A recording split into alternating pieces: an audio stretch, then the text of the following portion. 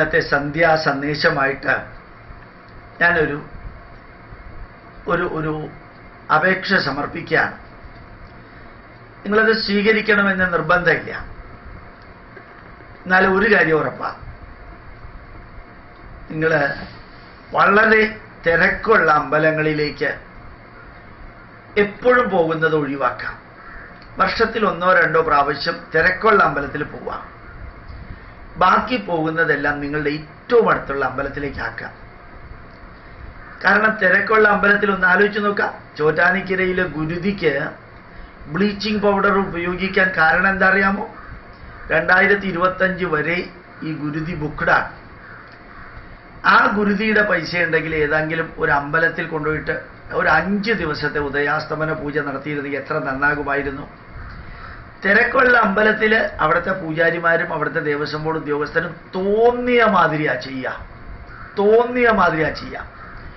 ഗുരുവായൂർ അമ്പലത്തിലൊക്കെ നടക്കുന്നത് 10-37 പൂജാരിമാരവിടെയുണ്ട്, അസിസ്റ്റന്റുമാരുണ്ട്. ഇവിടെയൊക്കെ നടക്കുന്നത് നിങ്ങൾ കേട്ടാൽ, ഞാനൊരു പൂജാരിയാണ്, എനിക്കറിയാവുന്ന കാര്യമാണ്. ഇവിടെ ശബരിമലയിലൊക്കെ നടക്കുന്നത് അവിടെയൊക്കെ നിങ്ങൾ പോകണം. വർഷത്തിൽ 1-2 പ്രാവശ്യം പോകണം. അത് നിർബന്ധമായിട്ട് പോകണം. ബാക്കിയുള്ള ക്ഷേത്രയാത്രകളെല്ലാം നിങ്ങളുടെ ഗ്രാമത്തിലെ നിങ്ങളുടെ പട്ടണത്തിലുള്ള ക്ഷേത്രങ്ങളിൽ മാറി പോവുക.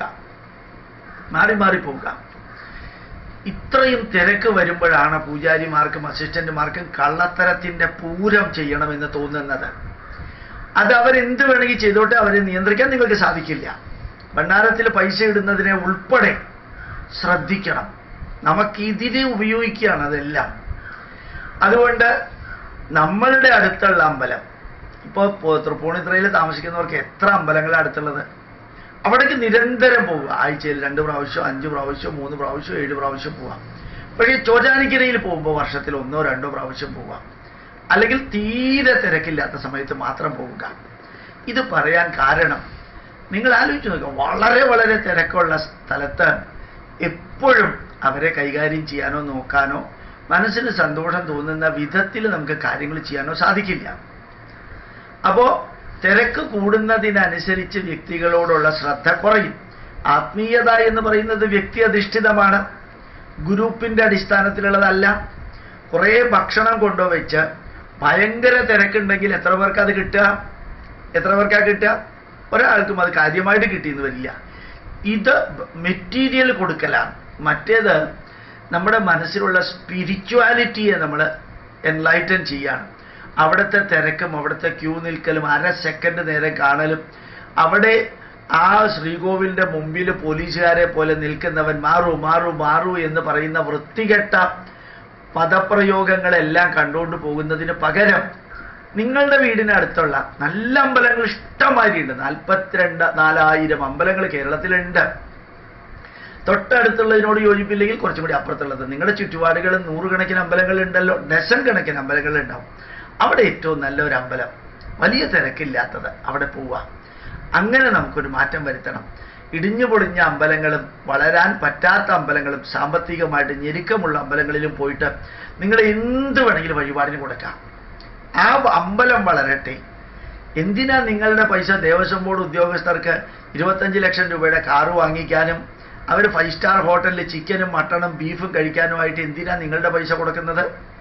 അവർക്ക് AC മുറിയിൽ ഇരിക്കാനും ഹിന്ദുക്കളെ അവഹേളിക്കാൻ വേണ്ടി അഡ്വക്കേറ്റുമാരെ വെച്ചിട്ട് അവർക്ക് അഡ്വക്കേറ്റ് ഫീസ് കൊടുക്കാനും നിങ്ങൾ കൊടുക്കുന്ന പൈസ എന്തിനാ നിങ്ങൾ കൊടുക്കുന്നത്? നിങ്ങൾ അറിയണം, അത് ഒന്ന് ചിന്തിക്കണം.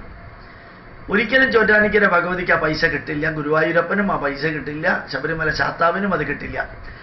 നിങ്ങൾ കൊടുക്കുന്ന വഴിപാട് അതിനകത്ത് നടപ്പാക്കാനും പറ്റില്ല. നിങ്ങൾ തന്നെ ചിന്തിച്ചു നോക്കുക.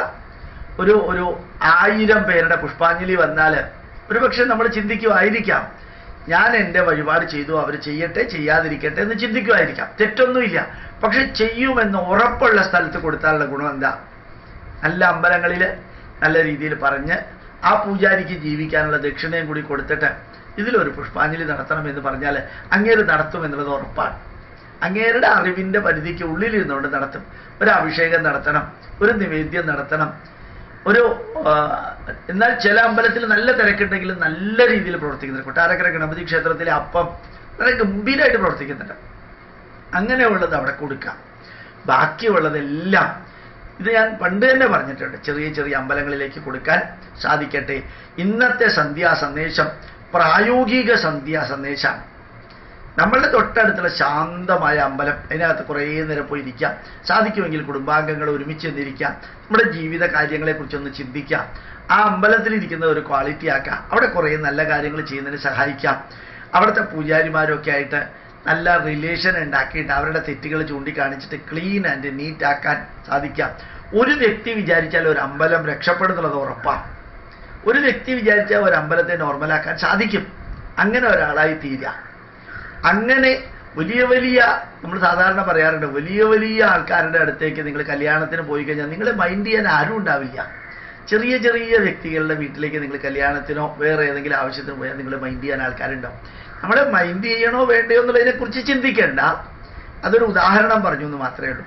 അമ്പലങ്ങളിലൊക്കെ 10,000-കണക്കിന് വ്യക്തികൾ വലിയ അമ്പലങ്ങളിൽ വരുമ്പോൾ ആരും മൈൻഡ് ചെയ്യാനുണ്ടാവില്ല, അല്ലെങ്കിൽ നമ്മൾക്ക് സന്തോഷം തോന്നുന്ന വിധത്തിൽ ഒരു കാര്യം ചെയ്യാനുണ്ടാവില്ല. പക്ഷെ അവിടേക്ക് പോകണ്ടെന്നല്ല ഞാൻ പറഞ്ഞിരിക്കുന്നത്.